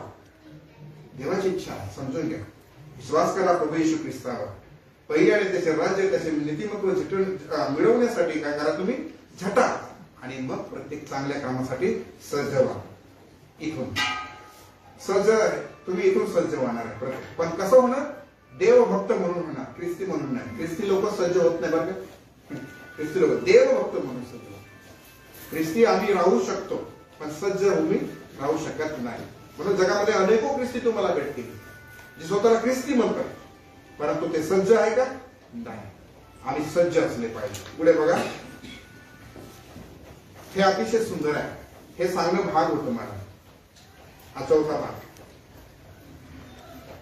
कित्येकाच्या चालीप्रमाणे आपले एकत्र मिळणे न सोडणे. तुम्हाला माहिती का, विश्वासणाऱ्यांमध्ये अनेक लोक असे आहे की त्यांचं वागणं बोलणं चालण्यामुळे आपण अनेक वेळेला चर्चला येत नाही. असं पाहिले तुम्ही असे लोकांना? मी तर बघितले. एखादी जोडीदार येत नाही ना, मी पण नाही जेवढे आजचा दिवस झाला. वाटतं की नाही वाटतं? फिलिंग्स येतात की नाही आमच्यामध्ये ना? या गोष्टी जाणवतात ना आम्हाला. आमचं मन सांगतं आमची मैत्रीण नाही आली म्हणून मी पण नाही जात, अमुक नाही आला म्हणून मी पण नाही जात. काही तर अजूनही ऍडव्हान्स असतात आणि म्हणतात तो तिथे म्हणून मी नाही येत. एवढंच करत राहणार आहे आम्ही याही वर्षामध्ये. त्याच्यामुळे कित्येकांच्या चालीप्रमाणे कित्येक लोक असे आहेत त्यांना देवाशी काही लेनदेन नाही आहे. रात्री ख्रिस्ती, रात्री विश्वासणार, नाव टॅग सर्व लावून घेतलेले आहे. किंवा बायबलच्या गोष्टी विद्वानांसारख्या करतील पण चर्चला येणार नाही. मी काही विद्वान खूप बघितले आहे, चर्चला कधी येत नाही पण अशा गोष्टी करतात की बस सगळा देव इकडे झाले. खरं मी तुम्हाला सांगतो, कारण मी ऐकलंय, त्यांच्याकडून ऐकलंय.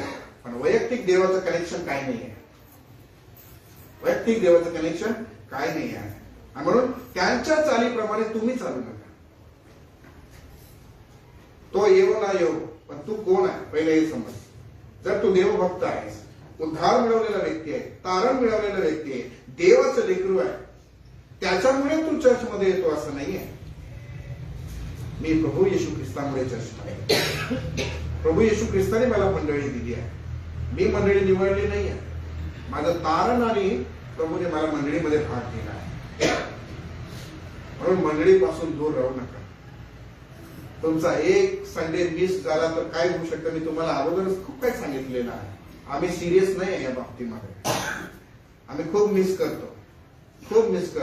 एक चुकीचा निर्णय नाश करतो. मी तुम्हाला सांगतोय, एक संदेशाने फक्त जेवण केलं, हो नुसतं जेवण केलं, आज्ञा होती देवाची त्याला, तिथे जाऊन तू जेवू नको. तो जेवला आणि आपला जीव गमावला. एक चुकीचा निर्णय तुम्ही काय गमवत आहे तुम्हाला कळणार नाही. एक चुकीचा निर्णय. पुढे बघा, लूक 6:37 मध्ये क्षमा करा म्हणजे तुमची काय होईल? क्षमा होईल. क्षमा करा. जे क्षमेस पात्र आहे, जे क्षमा मागताय त्याला आम्ही क्षमा करायला पाहिजे.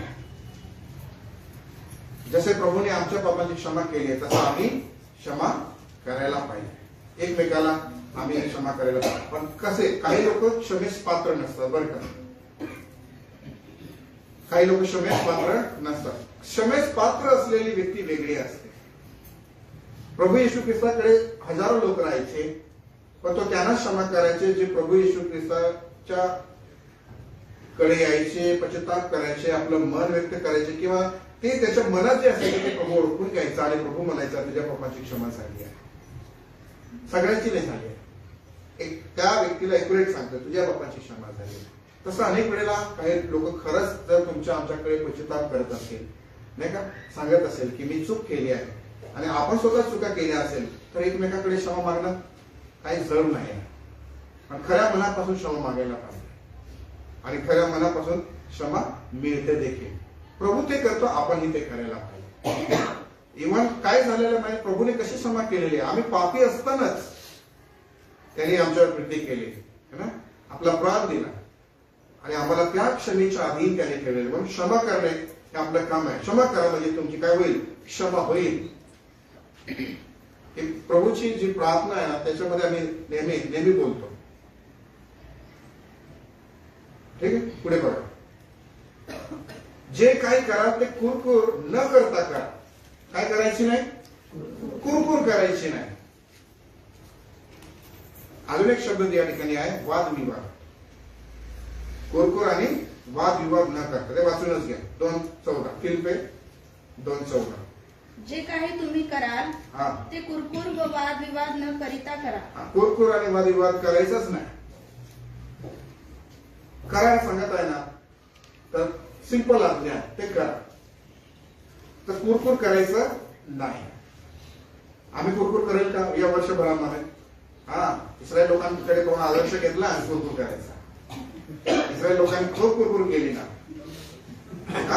टाकली नाही आहे, लागले कुरकुर करायला. खायला नाही लागले कुरकुर करायला. समाधानी असा, समाधानी, आनंदित असा. जेवढा पगार मिळतो, जेवढी मेहनत करतात, आनंदित असा. तुमची लॉस कधी होणार नाही. कुरकुर करू नका. देव तुम्हाला जर 100 रुपये तुमच्या मेहनतीचे तुम्हाला देत आहे ना, त्याच्यात तुम्हाला लॉस होऊ देणार नाही. असं कधी पाहिलं नाही की परमेश्वराने त्याच्या लोकांना बिकट परिस्थितीमध्ये पाडलेलं आहे. तिथून कसं त्याला बाहेर काढायचंय, कसं त्याला सांभाळायचंय हे देवाला माहिती. त्याला शिकवायचं काम नाही की देव माझ्याकडे एवढंच आहे, मी काय करू. असं कुरकुर करायचं नाही. ती विधवा पण आम्हाला शिकवेल, जिच्याकडे पीठ संपलेलं आहे, एका टायमाचं तेल आहे, पीठ आहे. पण ती पण आम्हाला शिकवेल की जेव्हा आपण प्रभूमध्ये राहतो, प्रभूवर विश्वास करतो, तर आम्ही कसे असले पाहिजे. जेमतेम आमच्याकडे खायला आहे आणि हा अजून आला आमच्याकडे खायला, असं आजच्या पिढीमध्ये राहिलं असतं.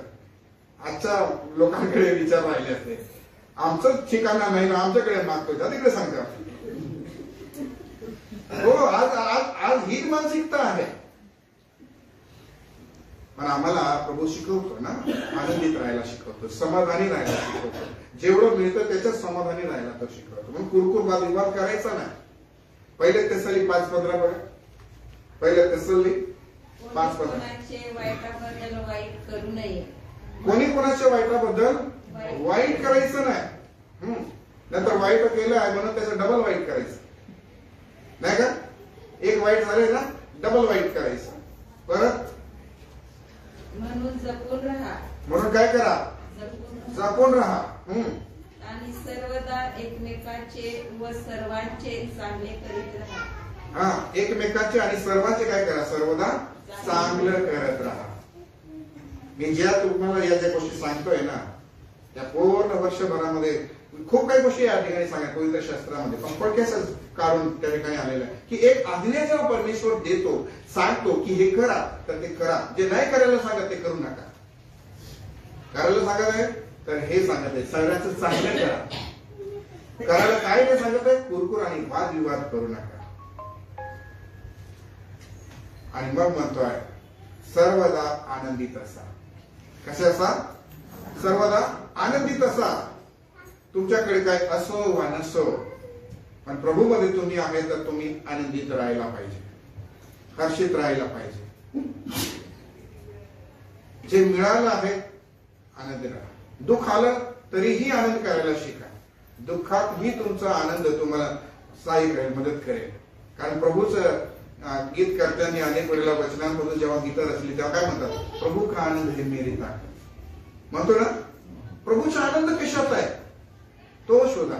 माझ्या दुःखात मी चालावं असं प्रभूला वाटते आहे. वाईट करून दुःख सोसण्यापेक्षा हे बरं आहे ना. वाईट करून दुःख सोसण्यापेक्षा हे बरं आहे की नाही. प्रभूला हे असं राहावं असं जर वाटतंय तर, पण ही वेळ हा समय निघून जाईल. कारण दुःखाची प्रत्येक वेळ बनून राहत नाही, निघून जाते. कदाचित दुःख येईल तुम्हाला या वर्षामध्ये, त्रास होईल तुम्हाला या वर्षामध्ये, एखादी रोगराई येऊ शकते. पण खचून जाऊ नका, भयभीत होऊ नका. तुम्हाला परमेश्वर आनंदित राहायला शिकवत आहे. त्याला माहिती नाही या पिढ्यातून याला कसं सोडवायचं, जर आम्ही त्याचे लोक आहोत. बरं का, हे त्याला लागू होत नाही. आनंदित राहण्याचं हे पॅटर्न त्याला लागू होत नाही जे जगिक आहे, जे पापी आहे. जगिक लोकांना हा आनंदाचा अनुभव कधीच येणार नाही. आणि म्हणून तो पुढे म्हणतो, निरंतर काय करा, प्रार्थना करा. प्रार्थना जी आहे तिला अंतर देऊ नका, चालू द्या आपली प्रार्थना. रोज प्रार्थना करा, रोज प्रभूला हाक मारा आणि प्रभू काय सांगतो हेही ऐकून घेण्याचा प्रयत्न करा. त्याच्या वचनामधून ते समजून घेण्याचा प्रयत्न करा. कारण याकोब 1:27 मध्ये असं म्हणतो, देव पित्याच्या दृष्टीने शुद्ध व निर्मल धर्मचारण म्हणजे काय, अनाथांचा व विधवांचा त्यांच्या संकटात समाचार घेणं आहे. जेव्हा तुमच्या समोर कोणी अनाथ आणि विधवा आहे त्याचा काय घ्या, समाचार घ्या, समाचार घ्या. आणि दुसरा भाग म्हणजे व स्वतःला जगापासून निष्कलंक ठेवणे हे आहे. देवाच्या दृष्टीने निर्मळ धर्मचारण, शुद्ध आणि निर्मळ धर्मचारण त्याविषयी लिहिलं आहे. पहिला भाग अनाथ आणि विद्वान संदर्भात आहे, दुसरा भाग स्वतःला जगापासून निष्कलंक ठेवणे आहे. प्रियांनो, मी सांगतो तुम्हाला, निष्कलंक राहण्याचा प्रयत्न करा. या वर्षभरामध्ये मी स्वतःला डाग लागू देणार नाही. मी डागविहीन राहण्याचा प्रयत्न करेन, निष्कलंक राहण्याचा प्रयत्न करेन. आणि जेव्हा तुम्ही निष्कलंक राहण्याचा प्रयत्न कराल तेव्हा लोक तुमच्यावर चिखल उडवतील. त्यांना भिवू नका. चिखल उडवणारे तुमच्या बाह्य तुमच्या व्यक्तिमत्वाला डाग लावू शकतात, तुमच्या आत्मिक व्यक्तिमत्वाला डाग लावू शकत नाही. आणि म्हणून स्वतःला निष्कलंक ठेवा. काय करा? स्वतःला निष्कलंक ठेवा. तुम्हाला आमचं काम आहे स्वतःला निष्कलंक ठेवणं. कारण त्यांनी म्हटलंय पहिले पेत्र 1:14 मध्ये, तुम्ही आज्ञांकित मूल्य व्हा. मी तुम्हाला सांगतो, परमेश्वर देव तुमच्याकडे काय मागतो थोडक्यात सांगेल, तुम्ही कसे व्हा? आज्ञांकित मूल्य व्हा. होय देवा मी तुझी आज्ञा पाळणार आहे. रोज उठून सांगा, होय देवा मी तुझी आज्ञा पाळणार आहे. मागण्यापेक्षा देवाला सांगा, मी देवा काय करू हे विचारा. मागणं सोपं आहे हो, फक्त एवढं विचारून बघा, देवा आज मी काय करू, आज मी तुझं कोणतं वचन पूर्ण करणार, या वर्षभरामध्ये मी कसं राहणार. देवा सांगा. देव म्हणाले, तुम्ही आज्ञाकीत मुले व्हा आणि अज्ञान अवस्थेतील आपल्या पूर्वीच्या वासनानुसार वागू वर्तू नका. पूर्वीचं जे पापाचा स्वभाव होतं, ज्या पापामधून तुम्हाला परमेश्वराने मला बाहेर काढलंय, त्याचा सगळं वागू वर्तू नका. तर तुम्हाला आचरण करणारा जसा पवित्र आहे तसे तुम्ही सर्व प्रकारच्या आचरणात कसे व्हा? पवित्र व्हा. बघा, तुम्ही आज्ञांकित मुले झाले तर तुम्ही वागू वर्तणार नाही तुमच्या जुन्या स्वभावानुसार. पूर्वीचा तुमचा जुना माणूस आहे, तुमच्या पाठलाग करेल. या वर्षामध्ये तुमचा जो जुना माणूस आहे ना, तो पाठलाग करेल. जर तुम्ही व्यभिचार केला असेल ना, तर या वर्षामध्ये तुम्ही व्यभिचार कसं करावं म्हणून तो तुमचा पाठलाग करेल. हा जुना स्वभाव पूर्वीचा हा पाठलाग करेल. जोपर्यंत तुम्ही भूतलावर या देहामध्ये जिवंत आहे तोपर्यंत तुमचा जुना स्वभाव तुमचा पाठलाग करेल. याच्यापासून सावध राहायचं आहे. तर तुम्ही कसे असले पाहिजे? आज्ञांकित मुले असले पाहिजे. याच्यापासून सावध राहायचं आहे. तर जुन्या स्वभावापासून सावध राहायचं असेल, कारण मला माहिती आहे तुमचा जुना स्वभाव तुम्हाला सोडून जाणार नाही. तो तुमच्यातच आहे. तो कधी बाहेर पडेल, उद्रेक होईल माहिती नाही. म्हणून घ्या. आणि म्हणून हे पण लक्षात ठेवा, आचरण करणारा कसा आहे? तुम्हाला बोलवणारा कसा आहे? पवित्र आहे. तुम्हाला निवडणारा कसा आहे? पवित्र आहे. आणि म्हणून तो तुम्ही सर्व प्रकारच्या आचरणात पवित्र व्हा. जेव्हा हे थांबेल ना तेव्हा हे होईल. आचरण कसं होईल? आपलं पवित्र होईल आमचं आचरण. म्हणून काय मागतो? मला मला मला तुम्हाला सांगायचं काय मागतो. तिकडे तो शल्मोन राजा चुकला, यरबाम चुकला, संदेशता चुकला आणि हे नाश पावले. तुम्ही चुकू नका हो, चूक करू नका. आपलं ज्ञान आहे हे आपण बाजूला ठेवायला पाहिजे. आणि म्हणून कारण असाच शास्त्रलेख आहे की तुम्ही पवित्र असा कारण मी पवित्र आहे. आणि म्हणून वचनामध्ये त्यांनी या ठिकाणी म्हटलंय, तू आपल्या अगदी मनापासून परमेश्वरावर भाव ठेव. काय कर? अगदी मनापासून परमेश्वरावर भाव ठेव. काय करू नको? आपल्याच बुद्धीवर अवलंबून राहू नको. कारण ही स्थिती, हीच ती जागा आहे जिथे तू फसवला जातो, जिथे तू स्वतःला फसवतो, जिथे तू स्वतः नाश ओढवून घेतो. हीच ती जागा आहे. या वर्षामध्ये तुम्ही किती ज्ञानी आहे हे नका शोधू, तुम्ही किती चांगले आहे हे नका शोधू. प्रभू तुम्हाला इथून कसं वाचवण्याचा प्रयत्न करत आहे, प्रभू तुम्हाला काय शिकवत आहे हे शोधण्याचा प्रयत्न करा. कारण प्रभूला हे आवडेल. तुम्ही जर याच्यावरच अवलंबून आहे, मी तुम्हाला सांगतो 25 वर्ष 24 वर्ष जे तुम्ही मागे जगला आहे तेच तुम्ही आता पण जगणार आहे. का जगणार आहे? कारण अवलंबून राहतोय आम्ही कोणावर? आपल्याच बुद्धीवर अवलंबून राहतोय. आणि म्हणून काय करावं? अगदी मनापासून परमेश्वरावर भाव ठेव. असं तो म्हणतो, आपल्या बुद्धीवर अवलंबून राहू नको.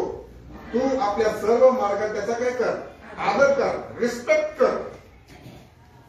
म्हणजे काय होईल? तो तुझा मला हा मार्गदर्शक पाहिजे आहे. या 2026 वर्षामध्ये हा मार्गदर्शक पाहिजे आहे. ज्या मार्गदर्शकाविषयी या ठिकाणी लिहिलं जात आहे. तुम्हाला प्रभू मार्ग दाखवायला पाहिजे. आवडेल तुम्हाला प्रभूने मार्ग दाखवलेलं? तर तुम्हाला ऐकावं लागेल त्याचं. प्रभूला मार्ग दाखवायला खूप आवडेल, कारण त्याला माहिती हे जग अंधकाराचं आहे.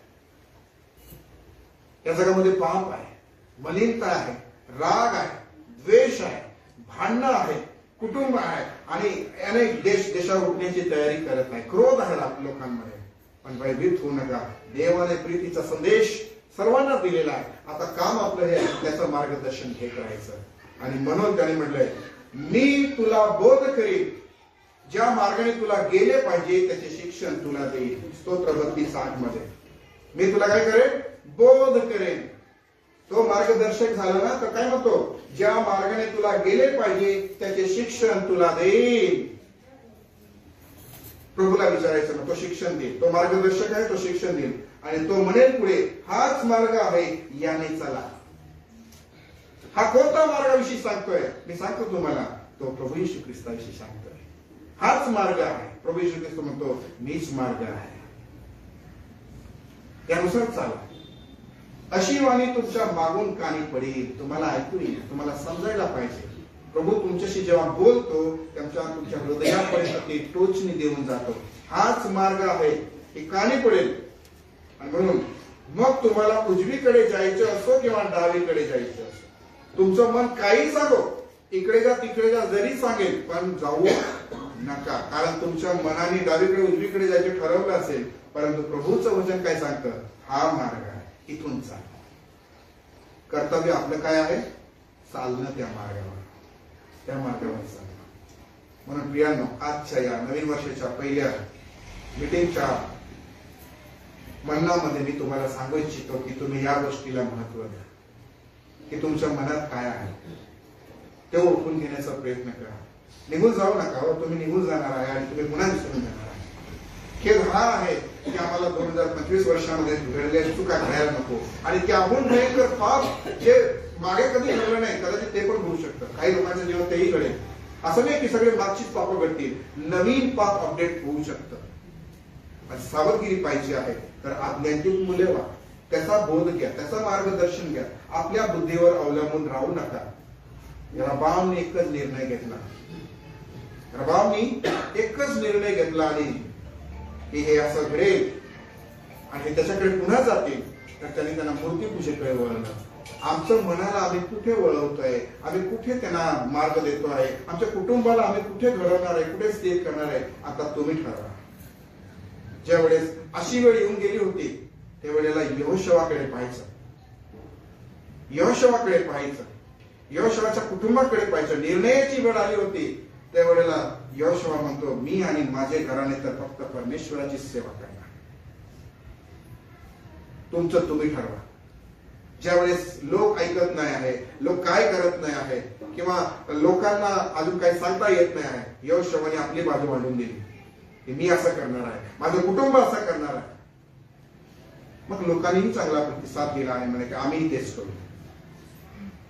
हा माझा निर्णय आहे, हा तुमचा निर्णय आहे. आम्ही सर्वांनी हा निर्णय घ्यायचा की 2026 वर्षामध्ये आम्हाला आमच्या मनामध्ये या गोष्टी ठामपणे बिंबवून घ्यायच्या आहे की प्रभू आम्हाला तुझं वचन पाळायचं आहे, आम्हाला तयारी करायची आहे. तू फार लवकर आम्हाला घ्यायला येणार आहे.